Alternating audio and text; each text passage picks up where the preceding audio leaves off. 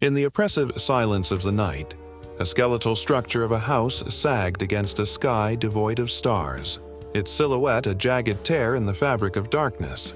It stood as a silent, decaying sentinel beside a forgotten graveyard, where weathered tombstones leaned like crooked teeth. The wind whispered through the gnarled branches of dead trees, carrying tales of sorrow and decay from the sleeping grounds, a mournful sigh that seemed to emanate from the very walls of the derelict building itself. A single call about a trespasser had been enough to break the midnight peace, a summons to a place most locals wouldn't dare approach even in the brightest daylight. A lone police cruiser crunched to a halt on the gravel path, its headlights cutting twin beams through the swirling mist that clung to the ground like a shroud. Officer Miller stepped out, the crisp slam of the car door echoing with unnerving clarity in the profound quiet. With a deep breath, he unholstered his flashlight, its powerful beam a solitary spear of light against the overwhelming gloom.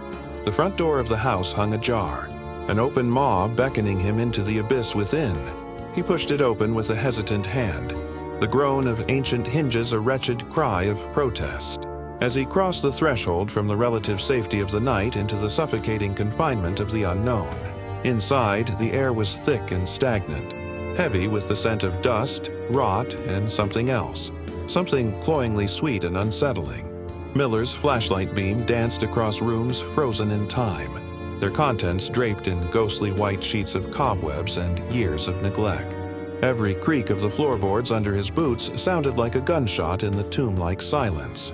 Shadows flickered and writhed at the edges of his vision, playing tricks on his mind, while faint, unidentifiable noises, a distant scratching, a soft, indecipherable whisper, seemed to emanate from the very walls around him, drawing him deeper into the labyrinthine darkness of the house.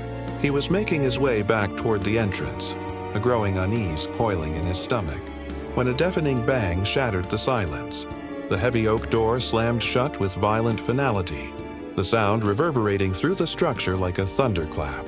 He spun around, his heart hammering against his ribs, and sprinted back to the entryway.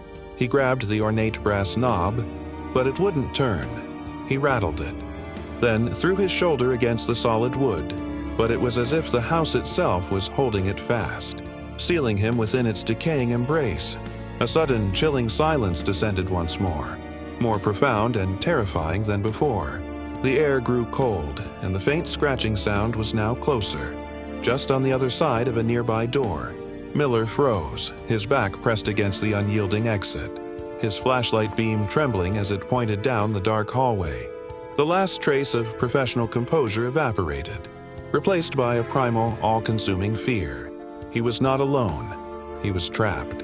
A close-up reveals his wide, terrified eyes, reflecting the inky blackness that surrounded him. A silent scream captured in his gaze as he finally understood he had not been called to investigate a trespasser, but to become the newest resident.